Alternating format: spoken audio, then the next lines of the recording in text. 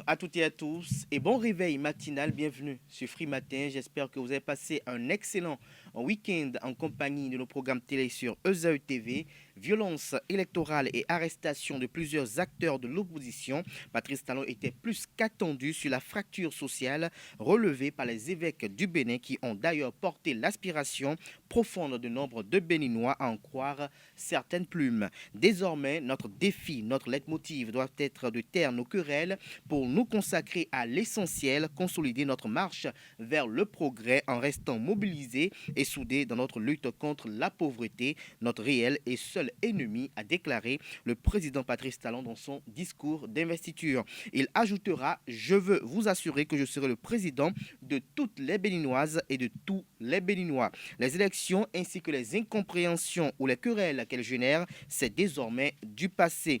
Nous analyserons cet appel à l'unité nationale et ses implications politiques dans le débat de ce matin avec pour invité Constant Yawedewou. Il est le directeur général de Radio Planète. Il sera face à Mathias Sossou, directeur de publication du quotidien Le Gongoneur. Mais avant, chers amis internautes, à suivre la présentation de quelques titres parus ce lundi 31 mai 2021 au Bénin. Au sommaire du bulletin matin d'information qui sera présenté par Atifa Olafa, les avancées notables enregistrées au parc W du Bénin selon Peter Fernide, président directeur général d'African Pax, les révélations de l'avocat français Antoine Veil au sujet de l'incarcération de Rekia Madougou à la prison civile d'Apro Misrete et les grandes résolutions issues du sommet des dirigeants d'Afrique de l'Ouest à Accra au Ghana, exclusivement consacré au Mali. En fin d'émission, Nansirine Fatoumbi sera de la partie pour vous révéler les prévisions astrologiques de ce lundi 31 mai de l'an 2021. Le sommaire ainsi évoqué, chers amis internautes, on se retrouve dans un court instant, juste après ce jingle pour la une des journaux.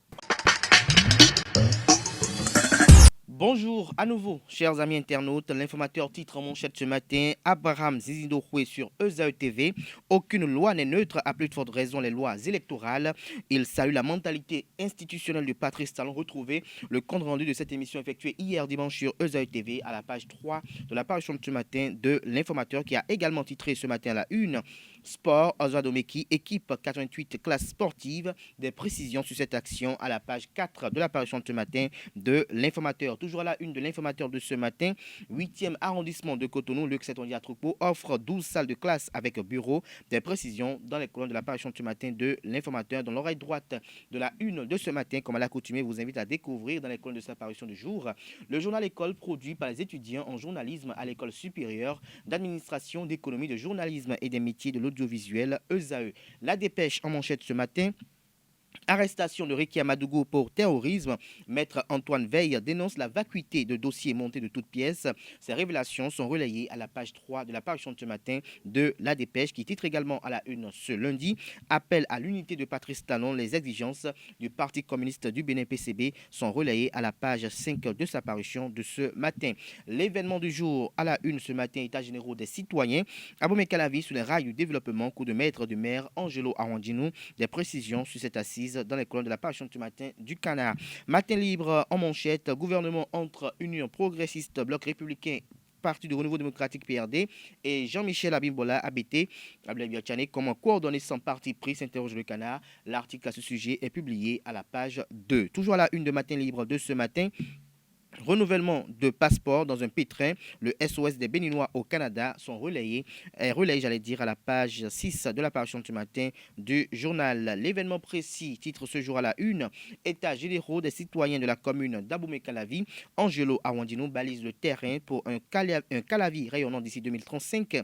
Paris gagné pour le conseil communal. Des précisions à la page 12 de la parution de ce matin du quotidien. Rattachement des médias à la haute autorité de l'audiovisuel et de la communication HAC. Patrice Talon fait une promotion inestimable de la liberté de la presse, soutient Wilfried Léandre Ngbeji.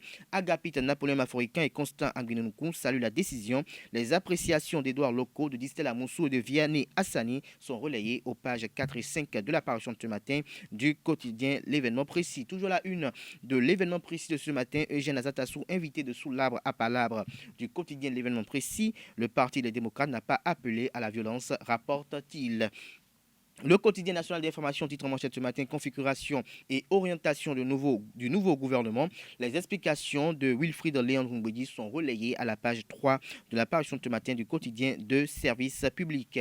Toujours à la une du quotidien de service public, ministère en charge de la communication, les raisons de la décision de suppression, la partition des professionnels des médias attendus, des précisions à la page 3 de la parution du jour du quotidien national d'information. Le matinal à présent, croissance démographique, mutation socio-économique et environnementale à l'horizon 2035. Abomey Calavi jette les bases de son développement futur. Le rapport des États généraux transmis au maire Angelo Awandino. Toujours à la une de le matinal de ce lundi, la DSE de l'INSAE sur les 3,8% de croissance économique en 2020 malgré la crise de la Covid-19.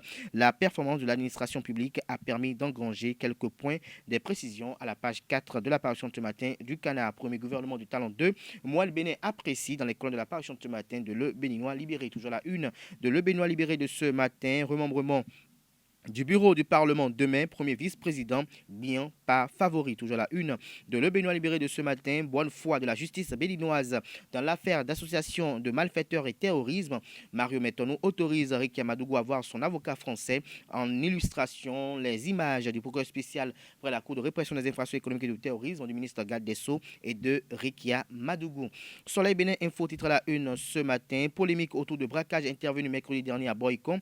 Le porte-parole de la police républicaine Roger Tawes clarifie tout à la page 5 de la parution de ce matin du Canard. Toujours la une de Le Soleil Bénin Info de ce matin. Eau potable pour tous d'ici 2023. Il y a urgence à Bopa, s'exclame le confrère. Des précisions sur son alerte à la page 5 de sa parution de ce matin. Le Télégramme, titre en manchette ce matin, atelier d'évaluation de l'élection présidentielle du scrutin du 11 avril 2021. Plusieurs recommandations nécessitent la relecture du code électoral. Toujours la une de Le Télégramme de ce matin, accusé d'association de malfaiteurs de terrorisme, l'opposante Ricky Amadougou a pu recevoir la visite de son avocat.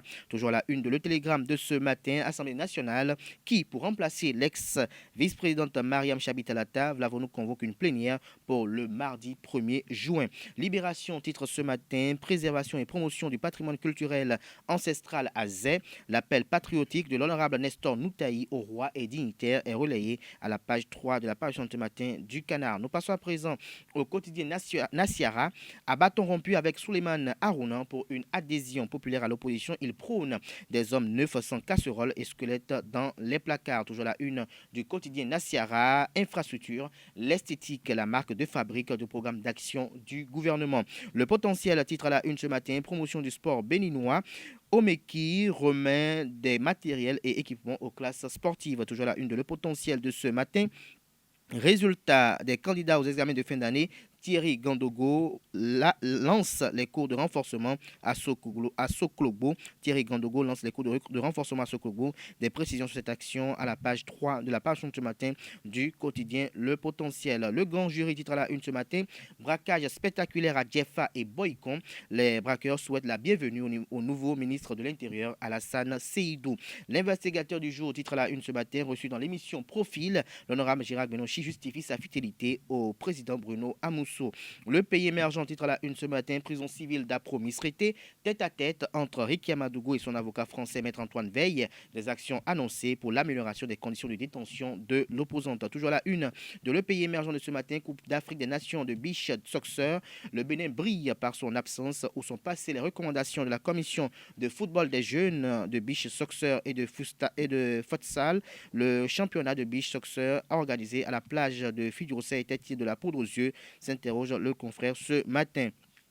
Toujours à la une de le pays émergent de ce matin à l'Assemblée nationale, le remplaçant de Mariam Chabi-Talata Zimé, connu ce mardi, le député Robert Guian, pressenti, annonce le confrère. Sur le dossier Ricky Amadougou, l'opinion de Maître Antoine Veille, dans quelques jours, Ricky Amadougou et ses avocats feront valoir leur position sur les faits. Des précisions sur ce titre à la page 3 de la parution de ce matin du Canard. Nous passons à présent à l'indépendant Wilfried Léandre Nguedi sur Radio Bénin.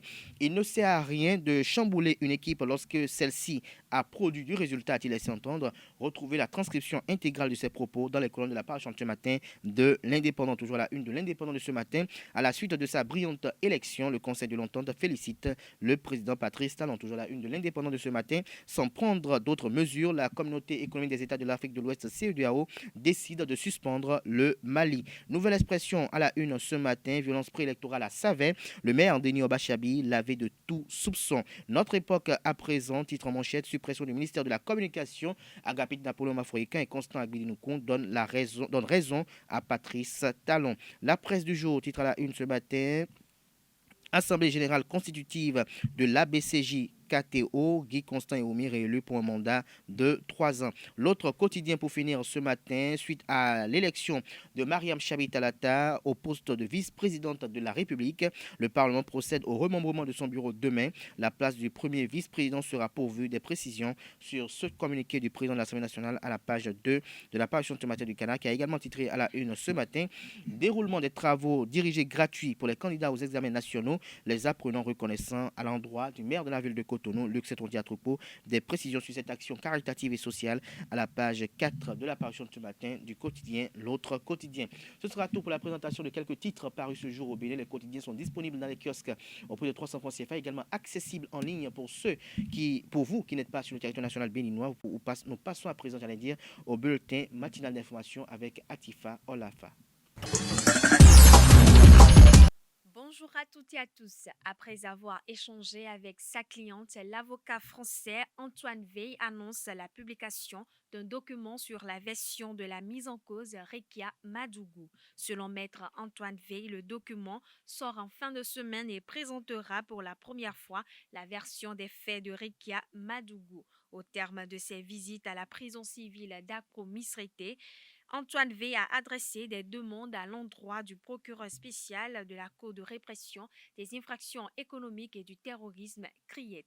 Rappelons que Rekia Madougou est poursuivi comme plusieurs autres opposants pour association de malfaiteurs et terrorisme. Le parc national W Bénin a reçu les 27 et 28 mai 2021 la visite du président directeur général d'African Park, Peter Fienherd. Cette visite s'inscrit dans le cadre de la revue des avancées enregistrées et des contraintes dans la conservation de ce patrimoine naturel.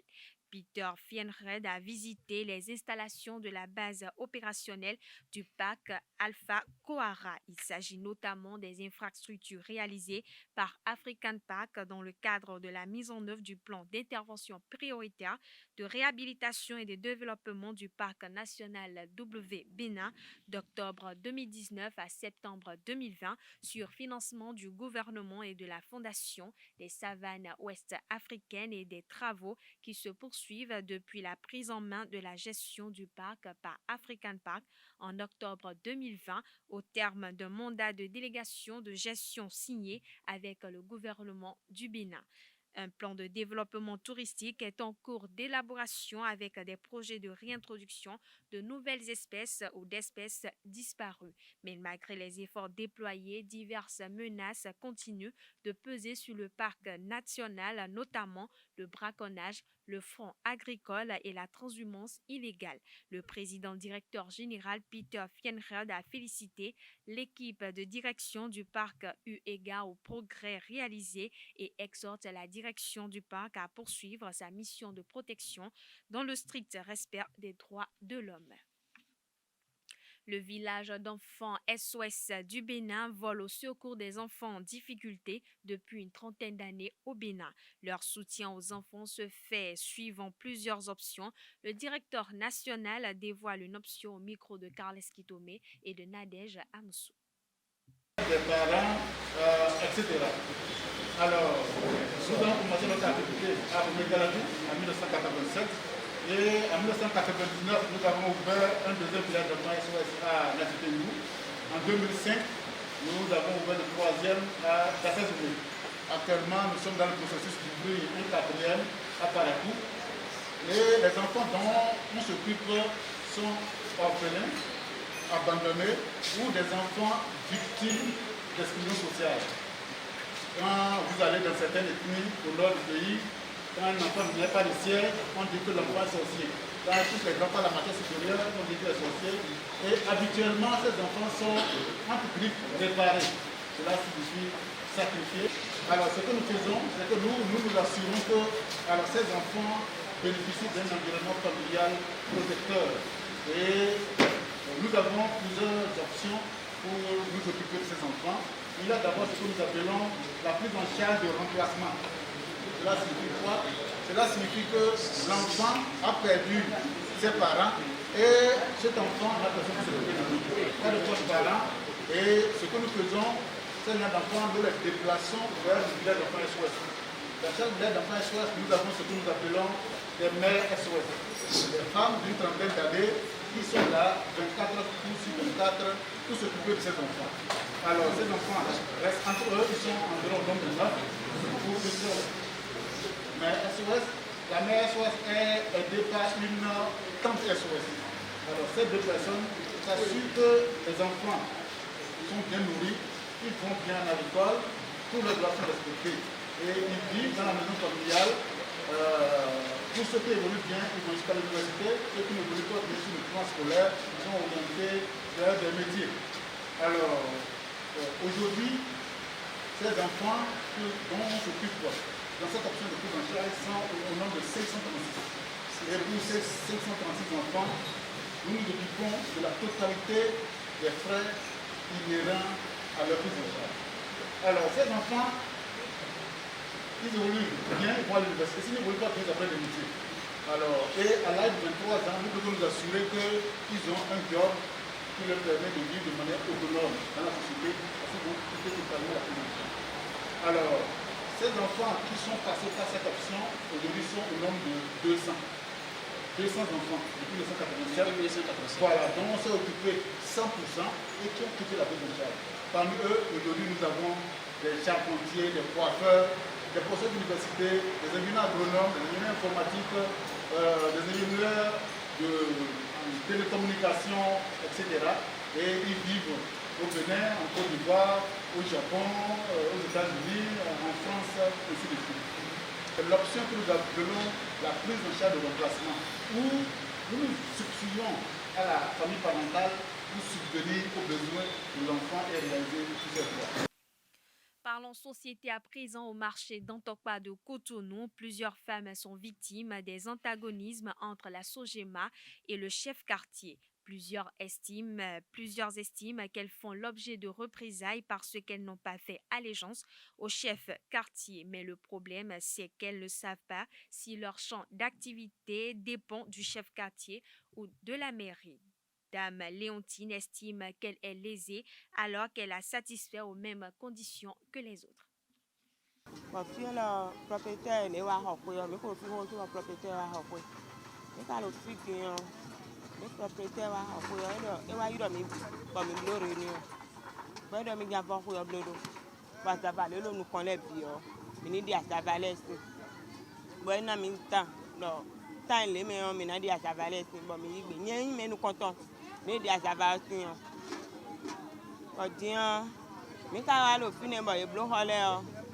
Les propriétaires d'augmenter mais les confiner d'ailleurs na iho bien so ayi mo a mi mo mi aton la le a ni ko mo le ko no ko tru no ko mi aton le mi ba hopo les ebo ze gyo nu melevo bo ze nu melevo bo me o me ta jawe di on te tu me o lo ame ntu me opon a bo ze ebo ze ado finen ka ze kwajo de ma se kwa 200,000 ho kwa 600,000 bo in 800,000 wenze jo nu agemo amzat but dia kwa ka lo fine ti tegbe but ena je finu mi yen po mama trusu no po mi so so yi but mi do me ena e ma chavi nu me bi ni bo je chavi mi dele tonu mi but do o do mi kolo chavi ku yagbe ton ma ba no ku yagbe ti chavi yen je jo da ya but do antuka yen ni ma to iwe ku emi ku lo chavi ma we o dia mi wa yo ya do je ku ya ku so la lo ton me o mi no hoche se ya bo mi wa yo me ti alo me ze ko ya do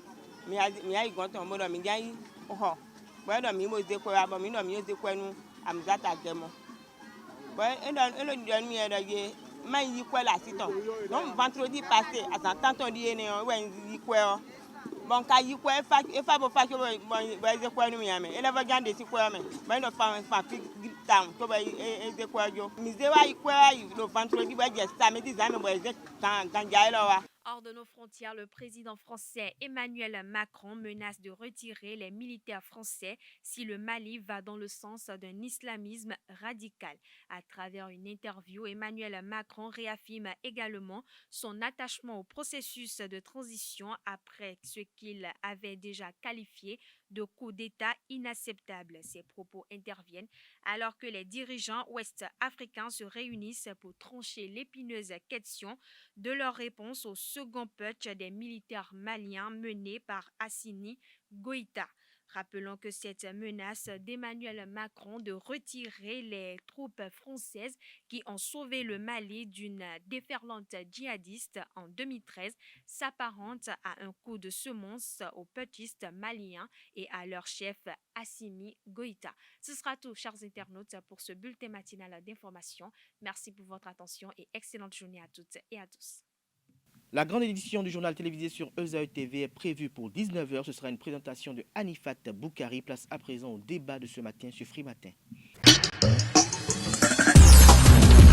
Le débat de ce matin sur Free Matin, Constant Yawidéou, bonjour. Bonjour Kader. Merci d'avoir accepté notre invitation. Vous êtes le directeur général de Radio Planète. Merci de toujours répondre à l'appel. Merci également à vous, Mathias Sossou, bonjour. Bonjour, chers confrères. Directeur de publication du quotidien Le Gongonneur, Mathias Sossou, le président Patrice Talon, dans son discours d'investiture, a appelé à l'unité nationale pour quand même construire le pays. Dites-nous, quelles sont vos appréciations sur, les propos qu'a tenu le président Patrice Talon au cours de son discours d'investiture, ces propos qui appellent à l'unité nationale? Oui, ça ne pouvait qu'être ainsi. Si l'on se réfère aux violences qu'on a constatées pendant les élections ou à la veille des élections, je crois que pour un chef d'État qui est soucieux du développement du pays et de l'unité nationale, au cours de son investiture, il doit quand même faire un clin d'œil à la population en essayant quand même d'apaiser un peu ceux qui quand même étaient un peu inquiets sur ce plan de paix. Et je crois que c'est à juste titre d'appeler quand même à une unité nationale et dans son discours d'investiture, il doit quand même le démontrer comment il est quand même soucieux du développement du pays et comment il faut que la paix règne dans le pays. Et il faut que quand même, à partir de là, il commence par poser des actes pour montrer à la population qu'il est soucieux effectivement de la paix pour les citoyens. De la paix pour les citoyens. Alors, Constant Yawidéou, le président Patrice Talon disait, je cite, « Je veux vous assurer que je serai le président de toutes les Béninoises et de tous les Béninois. Les élections ainsi que les incompréhensions ou les querelles qu'elles génèrent, c'est désormais du passé. » Que comprendre à travers ces propos? Oui, il a dit, je veux vous rassurer. Je crois que le juste mot, à mon avis, aurait été, je veux vous confirmer. Parce que un président de la République n'a pas autre chose que d'assurer la paix, la quiétude et le bonheur du peuple qu'il veut diriger pendant son quinquennat. Donc c'est d'abord de façon classique qu'il faut apprécier ce que le président Talon a dit. Ça ne peut pas être autrement, c'est un discours, dans un discours d'investiture, on doit pouvoir s'attendre à ça de façon générale. Maintenant, pour avoir été déjà aux affaires 5 ans et aborder autres 5 ans, on peut déjà commencer par donner contenu à ces propos, à ces mots, pour voir est-ce que ce mot-là est vraiment bien placé par rapport à ce que nous avons déjà vu et tout ça. Et c'est là que je rejoins Mathias pour dire que des événements peuvent nous amener à nous attendre à autre chose. Et cette manière de parler du chef de l'État rassure quelque peu parce que sa dernière sortie, je crois, juste avant les élections, on l'a vu un peu rigide, un peu dur par rapport aux événements des collines. Donc, s'il revient un jour dans une certaine solennité il ne peut plus tenir le même discours. Parce qu'au-delà de tout, le linge sale se lave en famille et c'est un jour où tout le monde observait le Bénin et il ne peut pas, à la face du monde, dire qu'il y aura autre chose que la paix dans son pays. Ce n'est pas possible.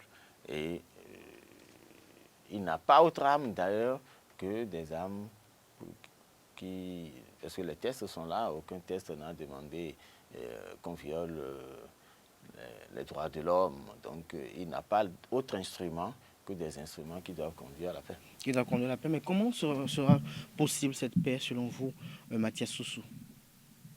Cette unité nationale, comment pourrait-elle se concrétiser? Oui, déjà, le chef de l'État l'a démontré après les événements du 1er mai dans ce pays. Je crois que après les soubresauts qu'on a enregistrés pendant cette période, à un moment donné, le chef de l'État est revenu sur ses gardes et a quand même fait libérer ceux-là qui ont été arrêtés pendant ces désordres organisés par... Mais il a dit la dernière fois sur Radio France Inter que Amnesty, cette fois-ci... Oui, il l'a dit, mais c'est avant son investiture. Ces propos de ce jour-là, comparés aux propos d'investiture, au discours d'investiture, je crois qu'il y a déjà une grande différence parce qu'il a revu la copie, je dirais, parce qu'il a promis quand même qu'il y aura l'unité nationale. Pour avoir l'unité nationale, il faut quand même il faut poser des actes à l'endroit de ces familles-là qui sont déjà privées de leurs partenaires. Je dirais partenaires parce qu'en tout cas, il y a des membres des familles qui sont déjà gardés dans des prisons du pays. Et s'ils parlent de l'unité nationale, moi, je ne peux pas avoir mon enfant ou mon grand frère emprisonné quelque part, privé de liberté, et on va m'appeler à l'unité nationale, je vais dire que je suis pour l'unité. Donc, ce qui est sûr, il doit faire quelque chose à l'endroit de ces gens-là. Maintenant, on ne peut pas dire qu'il veut amnistier ou bien il veut gracier, seulement qu'il y a des pas qui seront posés. Moi, je suis sûr, je suis convaincu. Est-ce que vous parlez de pas? Quels sont ces pas-là, selon vous? Je suis convaincu qu'un acte sera posé pour quand même apaiser la population, ceux qui sont impliqués dans ces violences-là. Il va y avoir nécessairement quelque chose qui va amener les gens à comprendre, à savoir qu'effectivement, le chef de l'État est en train de tenir parole par rapport à ce qu'il a dit à l'investiture. On peut parler de libération, parce qu'il y a des gens qui sont emprisonnés. Ce qui est sûr, s'il n'y a pas libération de ces gens-là, on ne peut pas parler de l'unité nationale. Quand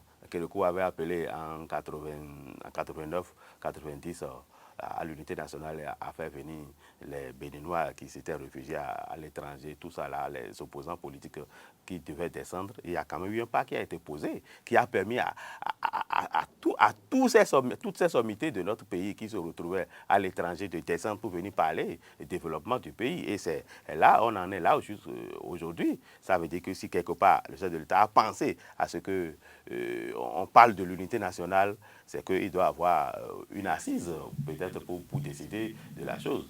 Alors, selon vous, Constant Yaoundé, on peut comprendre à travers l'unité nationale. Est-ce qu'à travers l'unité nationale, on peut comprendre que tout le monde va rejoindre désormais le camp du président Patrick Talon et qu'il n'y aura plus d'opposition? Ou bien, que comprendre concrètement? Ce n'est pas possible et ça ne l'arrange non plus. Non plus, merci. Je crois qu'il a fait l'expérience et il a compris que ça ne l'a vraiment pas servi.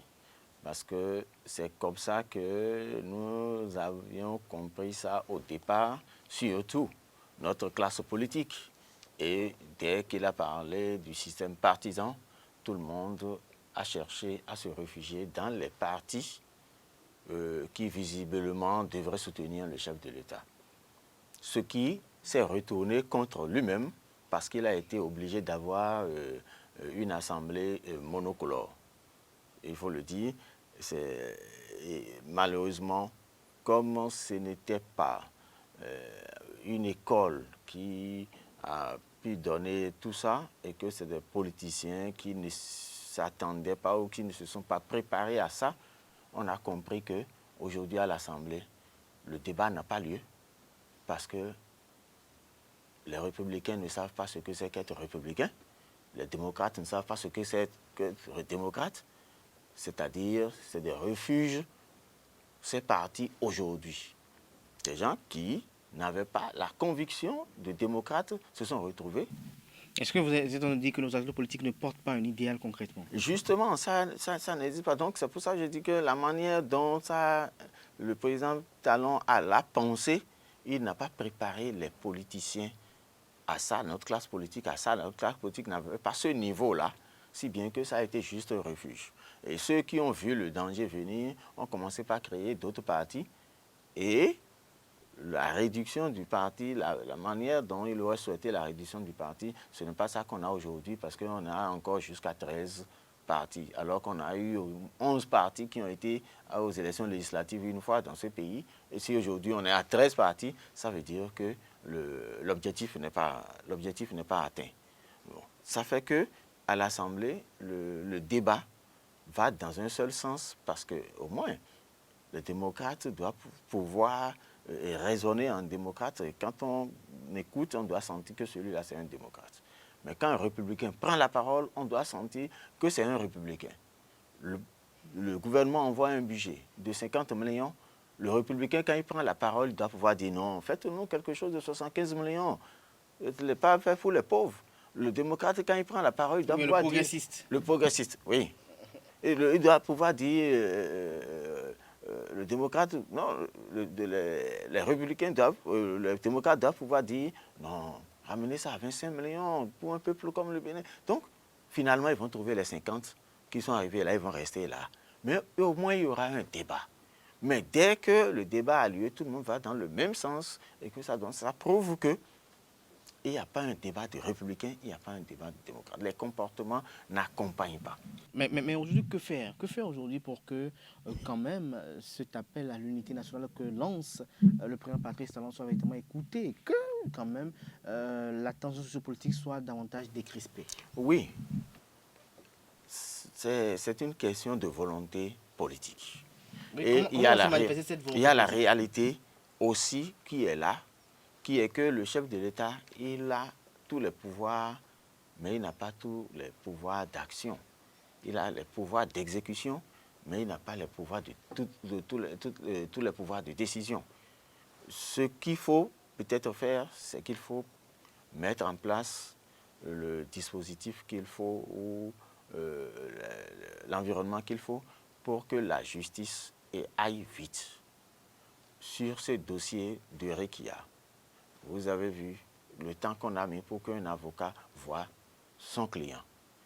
Déjà, ça a pris déjà un peu trop de temps pour que le dossier évolue vite. C'est parce que nous ne sommes pas dans un pays violent.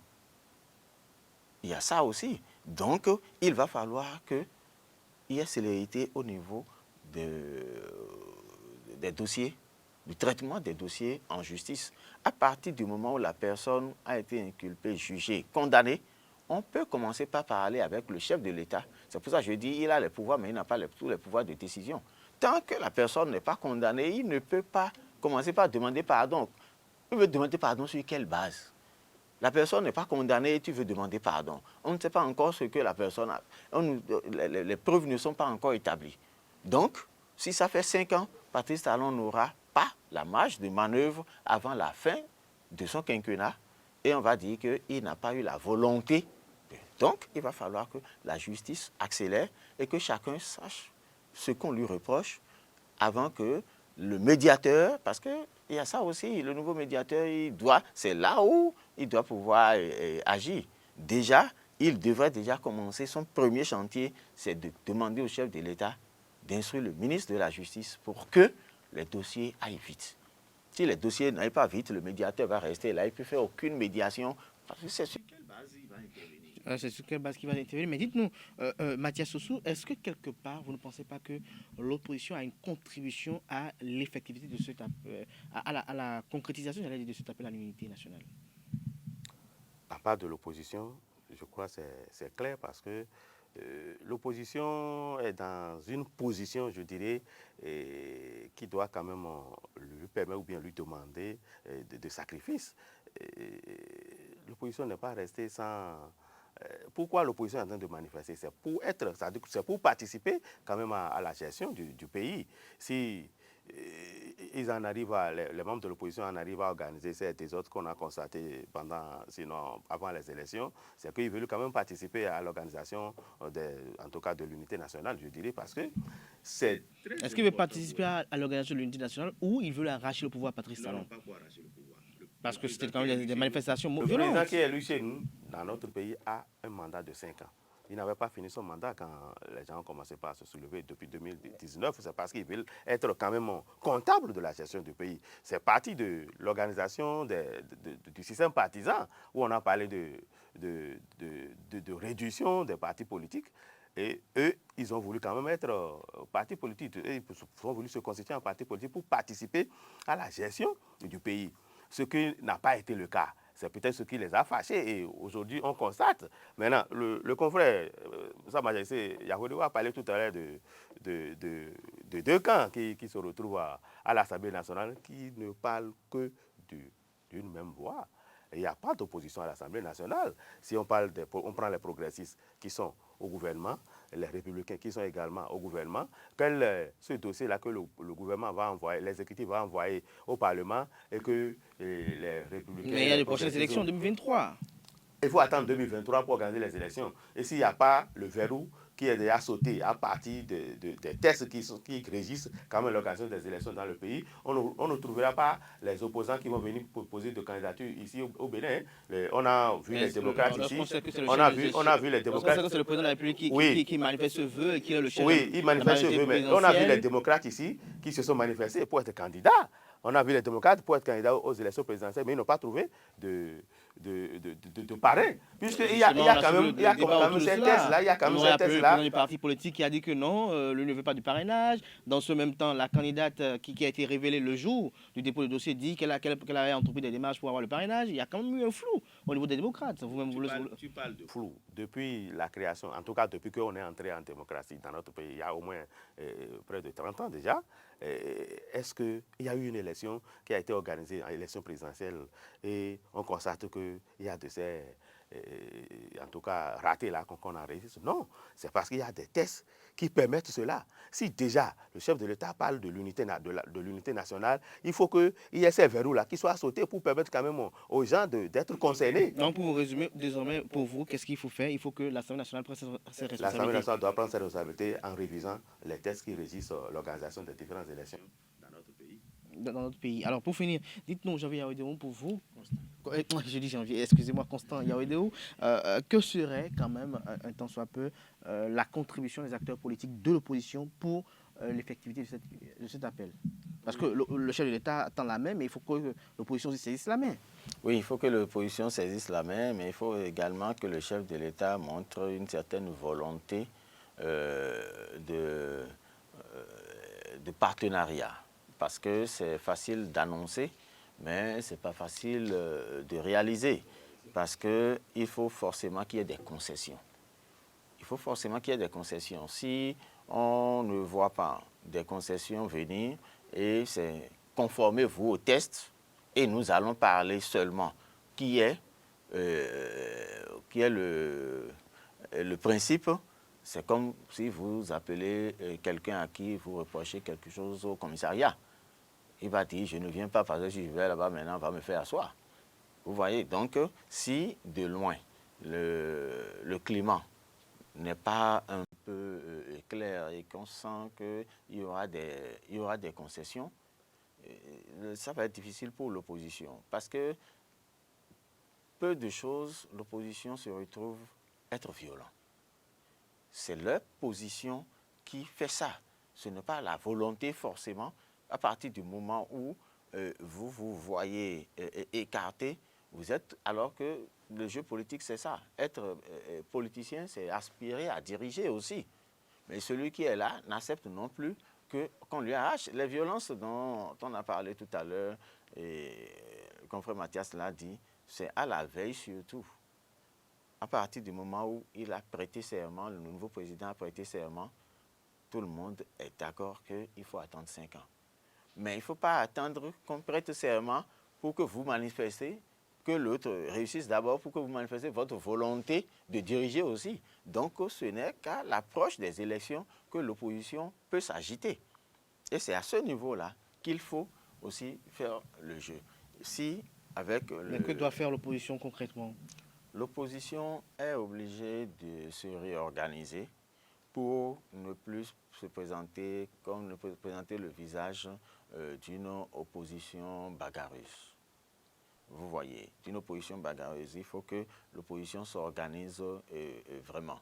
Et de l'autre côté, il faut, comme l'a dit tout à l'heure Mathias, il faut que l'exécutif aussi montre que l'opposition n'est pas en train de perdre son temps quand elle aspire à être dans le débat, dans l'animation du débat politique. Du débat politique. Oui, donc en réalité, chacun doit jouer sa partition. Sa partition, il faut rassurer chaque partenaire parce que le premier mandat a été calme pour le président Patrice Talon.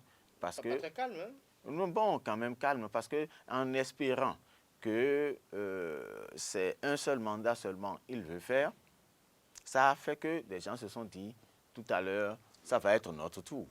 Mais dès qu'ils ont senti qu'ils devaient revenir, c'est là où l'adrénaline a monté. Sinon, si ce n'était pas ça, on n'aurait pas connu ces violences-là. Donc, je crois bien que maintenant que c'est son dernier mandat, les autres vont se dire qu'il n'a plus de raison à être candidat. Donc, il ne doit plus nous empêcher de nous positionner pour être sur la ligne de départ. Encore que ce sont les lois qui les empêchent. Merci. Les lois qui les empêchent. Merci à vous, Constant Yaouédéou. Je rappelle que vous êtes le directeur général de Radio Planète. Vous étiez sur ce plateau de Free Matin ce matin. Vous étiez face à Mathias Soso, directeur de publication du quotidien Le Gongonneur. Chers amis internautes, c'était le débat de ce matin sur Free Matin. Nasrine Fatouri va s'installer à présent pour révéler les prévisions astrologiques de ce matin.